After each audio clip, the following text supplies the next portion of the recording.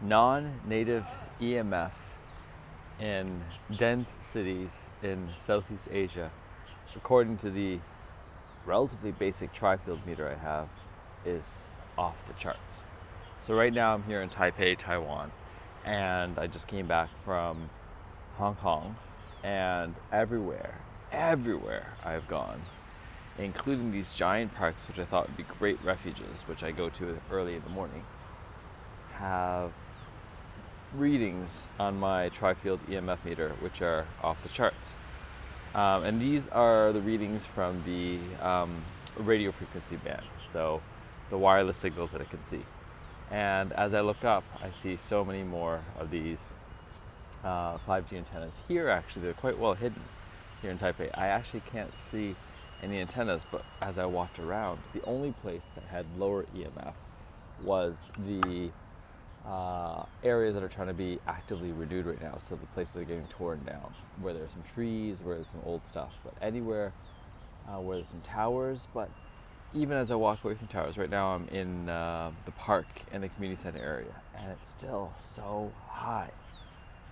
And it helps remind me in all these dense population areas we've been so focused on, and here I am with the phone, on connectivity, that we haven't even realized what we've sacrificed. It feels like, in a way, I'm inside a microwave all the time.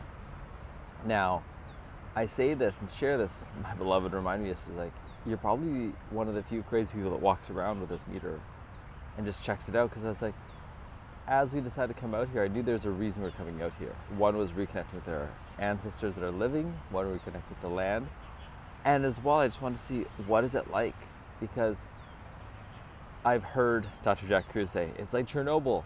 I was like, is it really?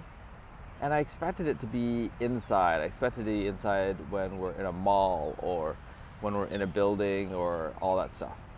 What I didn't anticipate was that in the green spaces, that it would be just as bad, if not worse, because there's open lines of sight everywhere. And that's what I realized when I was in a place called Toon Moon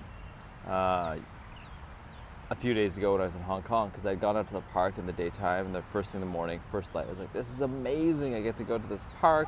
I get all to myself. I see these old people here working out. This is fantastic. And then the next day I brought my EMF meter. I thought, I'll just take a look. I was like, oh, it's that high. Oh, let's walk around. And after half an hour of looking around, still not being able to find a place. I'm just listening right now because there's a gentleman yelling, and in the place where he's at, there's almost an echo. Either that or someone else is yelling back to him. So, kind of neat. And so I started checking out just random places and realizing that what I anticipated was so far from reality. The reality of the measuring, at least. That it was so much higher than I could have expected. And I'd never seen this before because I hadn't experienced this in Canada yet. We don't have quite the same density of population. And so we're usually looking at orders of magnitude lower, going, oh my God, this is too close to a meter. And then realizing there's beauty in this place, but as I've been here for over 2 weeks, there's been a notice of like, oh my God, I'm gaining weight. I'm looking a little more tired. I'm like, yes, that is related to the amount of food that I'm eating, the sometimes lack of sleep as we move around. I think a bigger part, though, is the part where I'm constantly being exposed to this non-native EMF and not even realizing it. And for most people, that's like part of my wisdom, telling them, it's like, because they're like, oh, I want to have some of the benefits that you're experiencing. I'm like, the number one thing I can tell you is get outside of Hong Kong or Taipei for a week or two or a month. There's one person I invited to come for a month, because you can't even tell the water you're swimming in if you're swimming in it all the time. And I could do as much as I want, but why would I push a rock uphill there? And how do I actually be with what's going on? And then there's the part where I have a dear friend, Elizabeth, who reminds me, like, you can always transmute the EMF. Totally get that. My last ceremony, I felt that. Like, I'm like, okay, we're safe. I think it's both and. I think it does take some conscious effort to create the energetic bubble around us to help send it to the trees. There's a part where it's like, quite often I think the body can benefit from not being exposed to the levels like this all the time.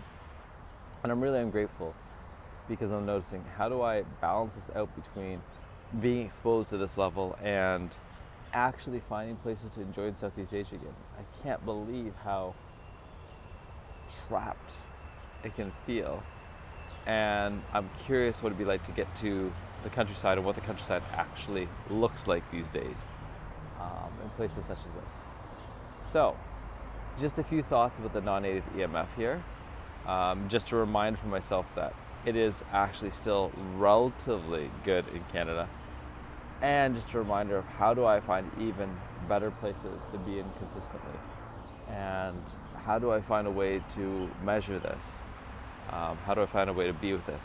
And without fear mongering, without things like that, how do we actually shift? Because I don't know how we would shift right now. I don't know how we as a society would get outside of the conveniences that we have, and that's part of it for me. I'm like, I would rather have pockets where I have good connectivity and give up most of it in order to have much better health. That's me as a start. All right, so enjoy. Ciao for now.